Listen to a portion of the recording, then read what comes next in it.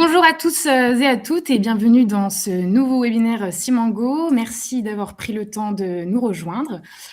Aujourd'hui, nous avons choisi un format un peu différent. Nous allons écouter le retour d'expérience de deux professionnels qui ont vécu une cyberattaque de l'intérieur.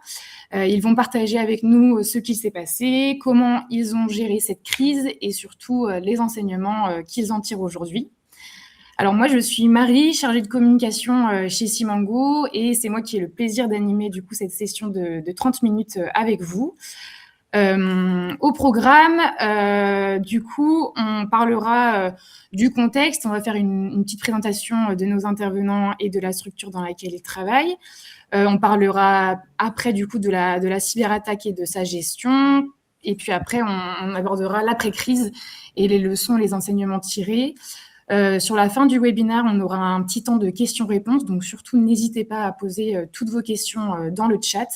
On se fera un plaisir d'y répondre par la suite. J'ai le plaisir d'accueillir du coup Florian et Julie. Merci à tous les deux d'avoir accepté de partager votre expérience avec nous. Avant de revenir du coup sur la cyberattaque, est-ce que c'est possible pour vous de vous présenter en quelques mots et d'expliquer votre rôle au sein de la polyclinique ? Bonjour, merci Marie de nous accueillir. Donc moi, je suis Julie Allongy, je suis responsable qualité de la Polyclinique Vauban à Valenciennes. Et du coup, Florian Nicourt, le responsable informatique de cette même clinique. Super. On va pouvoir faire du coup un bref contexte, un bref résumé. Est-ce que c'est possible pour vous de présenter également la polyclinique pour que tout le monde puisse bien se situer ?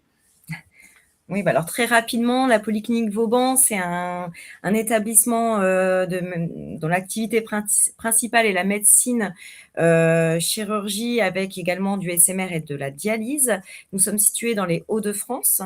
Nous avons environ entre 400 et 500 collaborateurs, 80 praticiens, majoritairement des praticiens libéraux, et nous accueillons plus de 70 000 patients par an, répartis sur différentes activités, chirurgie, médecine, dialyse et SMR. Donc une activité polyvalente. On a également un service d'urgence ouvert 24 heures sur 24, 7 jours sur 7, qui lui accueille à peu près 20 000 patients par an. Donc, nous avons aussi des blocs opératoires, évidemment. Notre particularité, c'est que nous sommes donc intégrés à un grand groupe qui est le groupe Elsan. Nous verrons dans le retour d'expérience que nous avions, c'est quand même une chance pour vivre ces situations de cybersécurité. Et là, nous avons passé très récemment la certification HAS en février 2026 avec le nouveau référentiel qui demande effectivement plusieurs éléments en lien avec la cybersécurité. Ok, très bien. Merci beaucoup en tout cas pour ces mots. On va pouvoir passer du coup au vif du sujet, la cyberattaque. Donc ma première question, elle s'adresse à Florian. Est-ce que vous pouvez nous raconter comment vous avez découvert qu'une cyberattaque était en cours et quels ont été les premiers signes qui vous ont alerté ? Ok, alors pour remettre un peu de contexte, du coup, au moment de cette cyberattaque, j'étais technicien informatique sur les deux cliniques du secteur de Valenciennes. Et c'est les équipes du réseau du siège qui ont découvert qu'il y avait une possible fuite de données qui avait eu lieu en pleine nuit. Et donc, il y a eu des choses qui ont été faites par rapport à ça et qu'il y a uniquement le siège qui ont été touchés par cette cyberattaque, malgré que ce soit arrivé dans une clinique du Sud.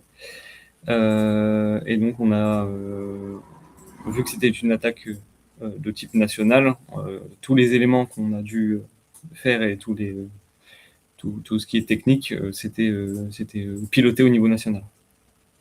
Ok. Julie, de votre côté, à quel moment vous avez été informée, vous ? En fait, nous, on n'a pas eu l'information immédiatement que que la problématique était nationale. Ce que l'on a vécu, c'est purement terrain, c'est-à-dire des équipes qui nous appelaient dans tous les sens pour dire il y a une interruption de réseau, j'arrive pas à joindre le service informatique, j'ai plus de connexion à mon logiciel dossier patient. Après, c'était l'accueil, j'ai plus accès à mon logiciel dossier administratif. Donc en fait, il y a eu beaucoup d'échanges et beaucoup de pollution d'appels par voilà, on n'a plus de réseau, on n'a plus accès à nos mails, on n'a plus rien, qu'est-ce qui se passe? Et on avait un peu un tunnel qui faisait que on n'arrivait pas à joindre nos confrères informatiques qui étaient sous l'eau, et on avait en même temps plein de sollicitations de la part des équipes qui, elles, étaient sur le terrain et ne savaient pas si la situation était normale ou pas à l'échelle de leur service, et quelle était l'ampleur en fait de ce qui se passait. Donc nous, assez rapidement, on a déclenché le mode dégradé avec un retour au papier, vu qu'on n'avait aucune information. On a tout de suite fait le mode dégradé, le retour au papier, pour pas perdre de temps sur la prise en charge des patients et essayer de continuer les soins de la meilleure façon qu'elle soit.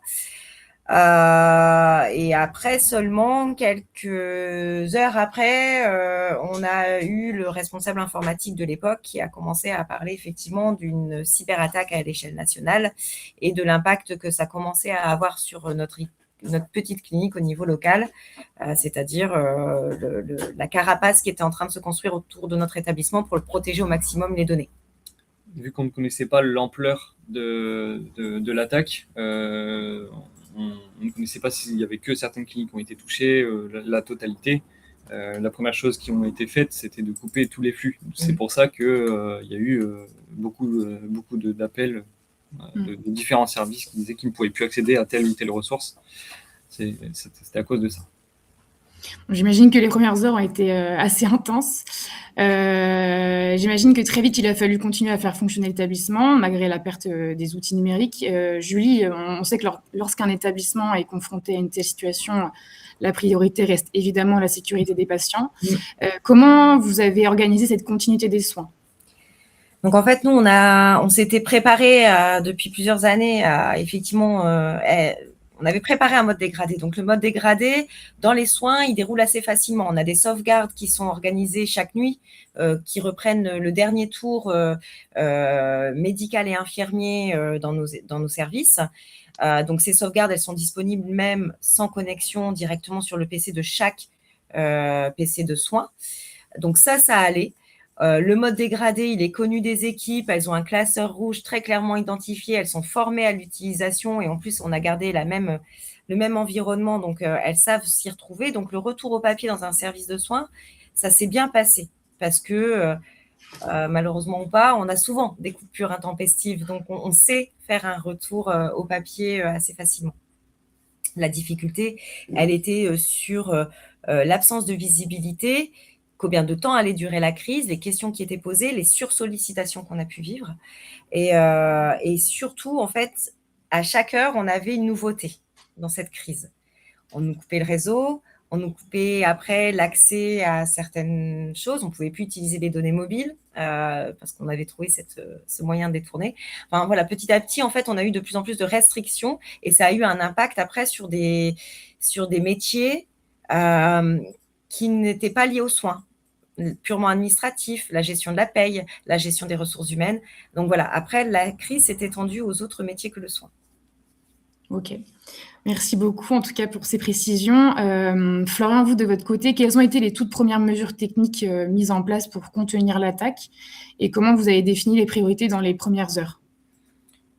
Du coup, comme je disais tout à l'heure, l'une des premières mesures, c'était de couper les flux entrants et sortants de la clinique. Et on a filtré une par une les autorisations, de savoir quel site on devait avoir accès. Donc c'était une ligne par une ligne, donc c'était un travail très chronophage. Et le deuxième point technique, c'était de faire un scan complet de tous les serveurs et de tous les PC de la clinique pour savoir s'ils avaient été impactés ou pas. Ok. J'imagine qu'une crise comme celle-ci mobilise évidemment bien plus que le service informatique. Comment la collaboration entre les différentes équipes, que ce soit informatique, les soignants, les responsables qualité ou même les autres métiers, s'est-elle organisée ?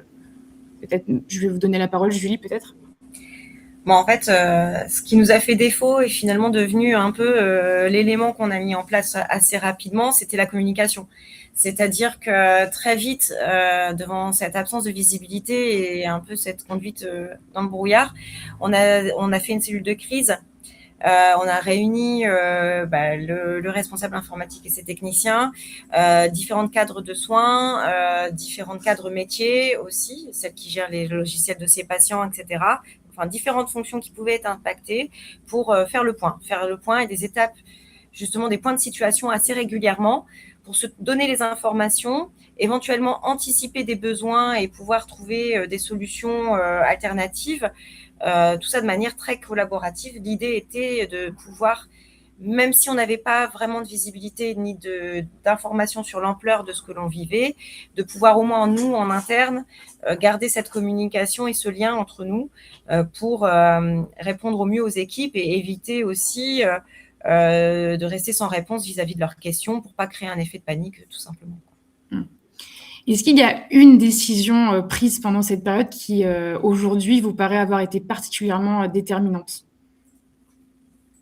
Nous, à notre niveau, au niveau informatique, ça paraît anodin, mais c'était très important, c'était que le bureau des informaticiens n'était plus accessible à tout le personnel.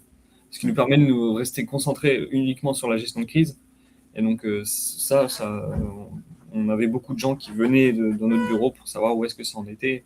Voilà, il y a 200 ou 300 personnes dans la clinique, il y en avait quand même pas mal qui descendaient pour savoir où est-ce que ça en était, quoi. Donc, il y avait eu la décision de la direction de ne plus donner accès au bureau des informaticiens à tout le monde, et on a pu se concentrer uniquement sur la crise. On a été beaucoup plus efficace. Et eux, de notre côté, c'était de déterminer du coup un interlocuteur privilégié pour pouvoir justement aller chercher les informations, en données aussi. Ça leur permettait d'éviter cette pollution. Super. On sait qu'une cyberattaque ne représente pas uniquement une crise technique, c'est aussi une épreuve humaine. Julie, comment les équipes ont-elles vécu cette période?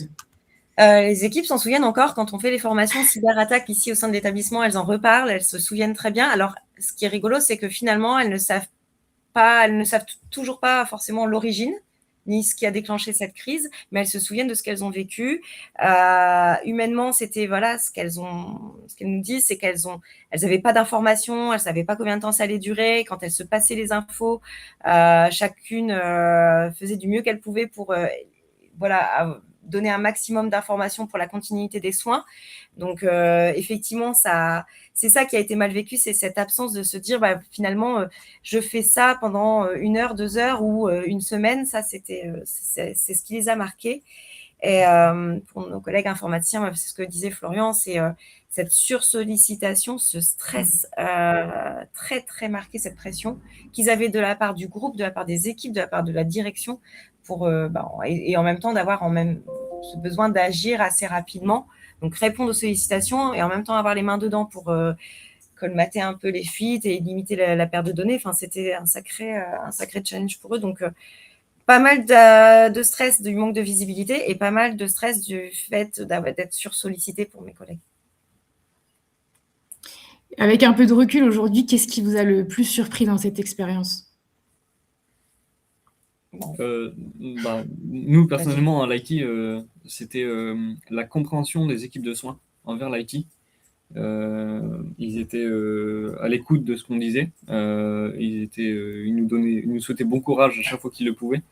Et alors que normalement, l'informatique est vue comme un irritant au quotidien.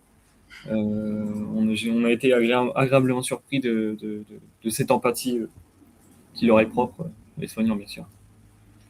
Et de notre côté, Vision Soignant, c'était justement ça, c'était de se dire, l'attaque, elle a été quand même hyper rapide, ça s'est vite propagé, et on se disait, nous, on est un hôpital de petite ville, et on se rendait pas compte qu'en fait, on pouvait être impacté et avoir des fuites de données aussi à notre échelle. C'était la première fois qu'on prenait vraiment l'ampleur d'une telle cyberattaque, en fait.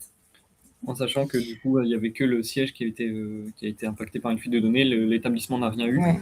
Et on a été félicité parce qu'au niveau national, on a eu un retour à la normale, entre guillemets, donc l'accès aux soins Très rapidement, c'était aux alentours de 6 semaines, il me semble. Ok. On parle de mois dans le public. Donc, comme vous le disiez, ça a laissé des traces, que ce soit dans les équipes ou même dans les mentalités de chacun. Florian, selon vous, quels sont aujourd'hui les réflexes que tous les professionnels de santé devraient avoir au risque cyber? Et quelles mesures, vous avez renforcées depuis cette attaque? Alors, c'est un peu quelque chose qu'on dit souvent, mais de ne pas partager son mot de passe. Il faut y avoir un mot de passe fort. Il faut être vigilant face aux mails douteux, parce qu'il faut savoir que la plupart des entrées de cyberattaques, ça ne provient pas des failles système de serveurs ou de PC, mais ça vient de mauvaises manipulations des utilisateurs finaux. Donc voilà, on ne va pas installer une forme de paranoïa, mais il faut quand même en être conscient, quoi. Et concernant les mesures renforcées, c'était le pare-feu de la clinique qui maintenant est beaucoup mieux géré. On ne laisse passer uniquement ce dont on a besoin. Et par rapport à tout ce qui est nouvelles demandes, nouveaux logiciels, par exemple, il y a une procédure de vérification qui est instaurée par le siège depuis ces cyberattaques pour reconnaître la conformité niveau RGPD et niveau sécurité de l'application. Voilà. Donc le processus est quand même assez long, mais il est nécessaire pour que tout se passe correctement sur le long terme. Et est-ce qu'il y a eu plus largement, est-ce que ça a transformé cette manière de sensibiliser ou de former les équipes? Je m'adresse plutôt peut-être à Julie. Complètement. Complètement. En fait, on est parti de ce cas concret pour pouvoir expliquer, justifier, faire beaucoup de pédagogie autour de ce qu'elles ont vécu. C'est beaucoup plus simple pour nous, du coup, parce qu'elles participent et elles font part de leur expérience. Donc, et ce qu'on fait aussi, c'est qu'on fait on fait énormément le lien avec la maison. Et pour sensibiliser les personnes, en fait, on a trouvé ce petit moyen de faire toujours le parallèle avec finalement, est-ce que chez vous, vous ferez ça? Pour tester la fiabilité des mots de passe, on utilise un petit testeur qui leur montre en combien de secondes un hacker peut réussir à rentrer dans leur espace sécurisé. Enfin voilà, on a essayé de faire en sorte que l'apprentissage soit ludique, très pratico-pratique et aussi qu'on prenne en compte leur expérience. Donc, on est beaucoup sur finalement un échange, une table ronde quand on forme les équipes. On n'est pas sur une information uniquement descendante. On explique pourquoi tout a été mis en place, tout ce qui a été mis en place, pourquoi ça a été fait et l'impact que ça a si jamais on ne respecte pas certaines règles. Toujours dans l'accompagnement, j'imagine, pour leur expliquer. Si vous deviez donner chacun un seul conseil à un établissement qui souhaite mieux se préparer à une cyberattaque, quel serait-il? Moi, j'ai 2 conseils du coup, pour l'établissement et pour le service informatique. Pour l'établissement, c'est former les équipes aux bonnes pratiques de l'informatique. Il y a plein de supports intéressants pour passer en revue les gestes clés. Et pour l'informatique, on doit produire un document qui s'appelle la PSSI. Je conseille de ne pas voir ce document type comme juste quelque chose à faire pour les certifications ou pour dire d'avoir fait le document, mais comme un objet qui peut faire un plan d'action derrière. Comme ça, on a une vision beaucoup plus claire de ce qui se passe, de ce qui reste à faire ou ce qu'on a déjà fait pour l'établissement. Et donc, si on fait un plan d'action par rapport à ça, on a la vision beaucoup plus claire en termes de sécurité, où est-ce qu'on en est dans l'établissement. Voilà. Super. Pour moi, de mon côté, c'est de rappeler aux utilisateurs qu'ils sont tous un maillon essentiel par rapport à la prévention du risque cyber et que en fait leurs actions quotidiennes, puisque maintenant c'est quand même un outil quotidien le système informatique, que leurs actions quotidiennes ont une portée directement sur la sécurité de leur établissement. Donc de rappeler que chacun est un collaborateur actif dans cette prévention du risque cyber. En tout cas, merci. Ce que je retiens de vos témoignages, c'est que la cybersécurité n'est pas uniquement une affaire d'informatique. Il y a un véritable sujet d'organisation, de communication, de préparation avec les équipes. Et surtout, chacun d'entre nous a un rôle à jouer. On va pouvoir passer maintenant aux questions qui sont dans le chat. En tout cas, merci. Il y a 6 questions, me dit mon collègue. Merci en tout cas à ceux qui ont posé leurs questions. Donc, on va commencer par Céline qui pose la question, qui dit « Bonjour, quel est votre DPI ?» Notre DPI, c'est IMED. Chez Nexus. Chez Nexus, ouais. Super. Alors, la deuxième question, Marie-Hélène qui demande ce qu'est un DPI. Ah non, pardon. Un Dans dossier les passe. premières heures, comment communiquiez-vous? Pardon. Dans les premières heures? Ouais. Communiquer rarement. Alors, pas bien. Pas bien, parce que les premières minutes, on va dire. Allez, les premières heures, on s'est structuré. Mais les premières minutes, c'était pas bien. On descendait, on les harcelait, on allait les chercher dans les salles des serveurs. Enfin, voilà, on communiquait pas bien. Et on avait beaucoup d'appels intempestifs, donc c'était complètement déstructuré. Et assez rapidement, au bout d'une heure, 1h30, une fois qu'on avait les premiers éléments de l'étendue de tout ça, on a fait un gros stop et on a réuni tout le monde en cellule de crise. Et là, on a déterminé un peu le rôle de chacun dans cette cellule de crise et qui allait communiquer avec qui et de quelle manière. Voilà, parce que forcément, il n'y avait plus de boîte mail, il y avait un ensemble de choses qui étaient stoppées pendant quelques heures. Donc, il a fallu qu'on se structure et qu'on mette en place un peu cet arbre aussi décisionnel qui est en charge de quel sujet et qui communique tel élément à qui. Voilà, ça, on a dû le structurer assez rapidement au bout d'1h30, je pense. Et on ne voulait pas créer de mouvement de panique, donc il fallait qu'on ait les idées claires sur l'ampleur de cette cyberattaque pour justement ne pas dire aux équipes soignantes qu'ils n'allaient pas avoir ce qu'ils voulaient en temps voulu, quoi. Super, on va pouvoir passer du coup à la troisième question. Alors, avant de faire un scan de toutes les machines, il faut savoir ce que l'on cherche. Pourriez-vous en dire plus sur la phase de diagnostic? Avez-vous été aidé, prestataire spécialisé, ANSSI, etc. C'est que pour toi. Ouais, du coup, on a été aidé par les équipes réseau du siège. On avait aussi le SOC de Orange et on a été aidé par des forensiques, je crois que ça s'appelle. On avait des prestataires exprès pour faire ce diagnostic-là. Donc, ils nous descendaient des outils qu'on devait mettre en place sur tous les systèmes pour faire des scans appropriés. Super. Au bout de combien de temps le mode dégradé a été décidé et comment l'information a-t-elle été partagée aux équipes? Le mode dégradé, je dirais sauvage, c'est-à-dire celui qu'on enclenche parce qu'on ne veut pas perdre d'informations en termes de continuité de soins. Il a été déclenché rapidement, au bout de 30 minutes. On l'a déclenché sans solliciter nos confrères informaticiens, etc. Parce que là, on voyait que on n'avait pas les réponses, ça balbutiait un petit peu. Donc, on l'a déclenché parce qu'on s'est dit, faut pas perdre de temps, faut pas perdre de données. On était en plein tour en plus. On était en plein tour infirmier, les blocs étaient en route, donc il fallait qu'on perde vraiment pas de temps par rapport à ça. Donc, 30 minutes déclenchement du mode dégradé papier. Et ensuite, comment l'information a-t-elle été partagée aux équipes? Je dirais à la mi-journée ou fin de journée, je crois. Vraiment une information construite, structurée avec la cellule de crise et la direction du groupe et la direction de l'établissement en appui. Ça a été fait au bout de 4 à 6 heures. J'ai plus vraiment les idées claires sur ça, ça remonte à loin. Mais je pense que c'était en fin de journée où on a fait une visio avec toutes les équipes aussi pour leur donner une information complète. Une fois qu'on savait, qu'on avait un peu plus d'informations à notre portée. Ok.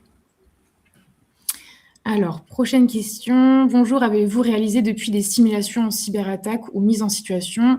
Et si oui, comment avez-vous procédé? De la part de Stéphanie. Oui, donc du coup, chaque année, on doit faire une simulation de cyberattaque avec notre prestataire qui s'appelle William. Et donc, c'est organisé. Il y a 2 personnes qui arrivent et qui mettent en place une situation. On a tous les membres du CODIR autour de la table et il y a une situation qui est mise en route avec l'un des 2 prestataires qui est dans une autre pièce et qui fait office il appelle en disant je suis une infirmière de tel étage, il se passe quelque chose sur mon PC, ou alors il prend le rôle de la CNIL, il prend le rôle des équipes réseau, pour avancer sur la mise en situation. et pour tester tel ou tel service, comment ils réagissent par rapport à cette cyberattaque. Et pour tester le plan blanc, pour tester la main courante, pour savoir un petit peu comment on se structure, et au-delà de simplement les bons réflexes, c'est aussi de voir si nous, derrière, on est en capacité de dérouler un plan de gestion de crise.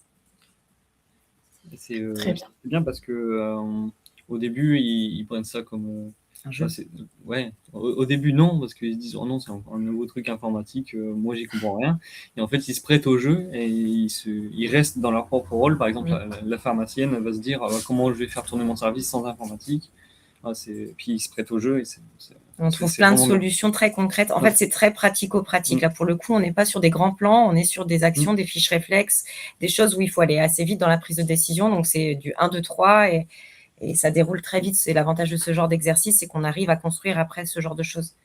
Puis de se dire sur tel ou tel sujet, on n'est pas, ça n'a pas, pas été top, donc on va y remédier, on va faire des actions pour que ça se passe mieux la prochaine fois. Super. Il reste des questions. Qu'en est-il de la stérilisation? Pour nous, c'est un élément bloquant. Alors, la chance que l'on a, c'est que maintenant, elle est externalisée. Donc, je suis tentée de dire que c'était un élément bloquant à l'époque, mais là, ça ne l'est plus. Mais par contre, effectivement, en termes de scan de documents, on a dû refaire tout. Aujourd'hui, tout est informatisé, puisque c'est externalisé, donc tout est informatisé. Donc, si demain, on était embêté, ce serait une difficulté, mais on a gardé le mode dégradé papier aussi avec un système de navette. Donc, on est capable de refaire un système, je dirais, à l'ancienne. Quand la ST était chez nous et quand on a vécu la crise, elle était chez nous, c'est pareil, c'était de faire en sorte de ne pas avoir de perte de traçabilité.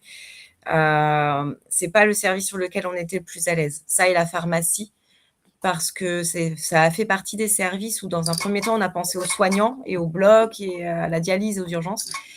Et là, c'était la pharmacie.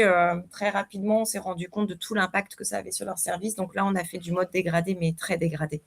On a essayé de garder un maximum de traçabilité, mais je pense qu'on n'était pas bon. Donc là, on a externalisé. Ça irait mieux, mais on n'était pas très bon à l'époque. Il y a encore quelques questions. Pardon, je vous ai un petit peu coupé. Il y a encore quelques questions. Aviez-vous un PCRA? Si oui, a-t-il été utile? Oui, on a un PCRA et oui, il a été utile pour savoir qui doit faire quoi à quel moment. Tout est détaillé dedans. Il est revu tous les 6 mois. Donc oui, ça a été très utile. Après, tout dépend de l'établissement, la maturité de l'établissement sur le PCRA. Mais nous, en tout cas, on avait tout détaillé pour que on sache qui doit faire quoi à quel moment. Ok, on va pouvoir passer à la suivante. La cellule de crise était déjà préparée en amont, en préventif? Pas à cette époque-là. Non, on a tout vécu en live. Voilà. C'était très de l'ordre de la fiction quand on parlait de cyberattaque.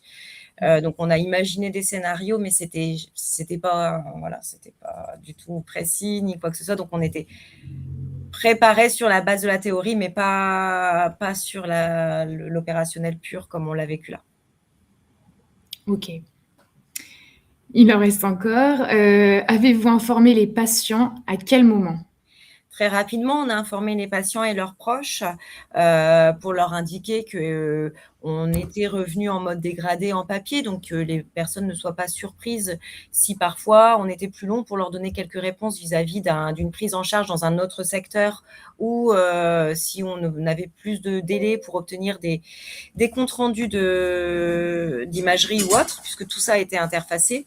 Donc, on a fait un devoir d'information pour qu'ils puissent être compréhensibles vis-à-vis de nous aussi, qu'ils voient un peu pourquoi les équipes n'étaient pas forcément aussi réactives que d'habitude. Et ensuite, on a informé aussi les patients pour leur dire que c'est un mode dégradé, pourquoi on l'avait enclenché. On avait perdu effectivement toute connexion et autres, mais Et ensuite, quand on a eu plus d'informations sur les fuites de données ou autres, parce qu'on a fait une information en 2 temps. La première, c'est on est retourné au mode papier. La deuxième, c'était est-ce qu'il y a eu oui ou non perte d'informations. Assez rapidement, quand on a pu rassurer les équipes et avoir un état des lieux précis, on a aussi donné cette pédagogie au niveau des patients pour les rassurer, leur dire mais rassurez-vous, il n'y a aucune fuite de données. Mais cette information-là, on ne la donnait pas tout de suite tant qu'on n'avait pas vraiment l'état des lieux, le diagnostic dont tu parlais tout à l'heure. Alors, il nous reste 2 questions. Et après...